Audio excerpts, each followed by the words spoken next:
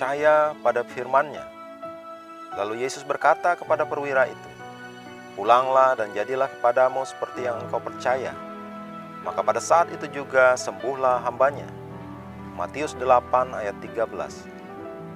Suatu ketika setelah kebangkitannya, Tuhan Yesus menampakkan diri kepada murid-muridnya saat mereka mencari ikan, namun tidak memperoleh tangkapan. Mereka telah mencoba sepanjang malam dan tidak mendapatkan apa-apa. Kemudian Yesus berkata pada mereka, "Tebarkanlah jalammu di sebelah kanan perahu, maka kamu akan peroleh." Yohanes 21 ayat 6. Alkitab menyebutkan selanjutnya, lalu mereka menebarkannya dan mereka tidak dapat menariknya lagi karena banyaknya ikan. Yohanes 21 ayat 6, Alkitab versi TEV. Bayangkan jika mereka berdebat dengan Yesus. Mereka percaya pada firman-Nya, dan dari situlah ikan-ikan berasal, dari firman Tuhan. Alkitab mengatakan, karena iman kita mengerti bahwa alam semesta telah dijadikan oleh firman Allah, sehingga apa yang kita lihat telah terjadi dari apa yang tidak dapat kita lihat. Ibrani 11 ayat 3. Ikan-ikan diciptakan dari firman. Yesus menetapkan sebuah prioritas bagi kita.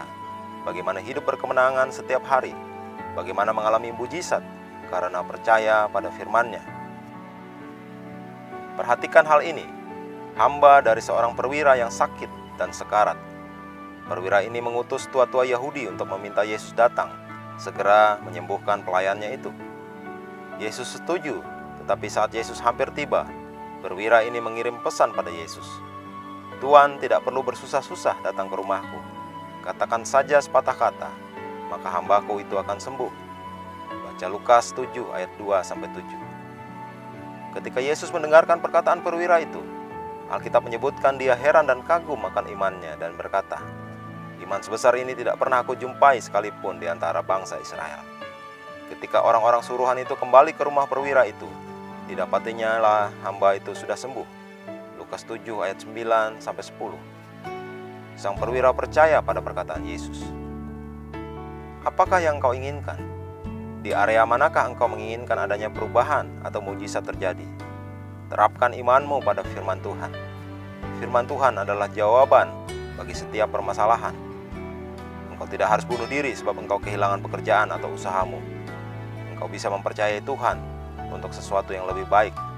Dia adalah Tuhan yang cepat memberikan kehidupan kepada yang mati. Dia bisa mengembalikan bahkan lebih lagi dari yang engkau pikir sudah hilang darimu. Sekarang lakukan firman-Nya. Dia berkata dalam Yohanes 14 ayat 14, "Jika kamu meminta sesuatu kepadaku dalam namaku, aku akan melakukannya." Mintalah apa saja yang engkau mau. Dia memegang firman-Nya dan tidak pernah gagal. Mari kita berdoa. Bapa terkasih, terima kasih atas firman-Mu yang mendukung iman dalam rohku dan menempatkan aku di atas dan melampaui segala persoalan hidup. Firman-Mu bercampur dengan iman dalam hatiku. Karena itu imanku hidup dan aktif, menang atas segala situasi, dan membuat segalanya sejalan dengan kehendak-Mu yang sempurna bagiku. Di dalam nama Yesus, amin.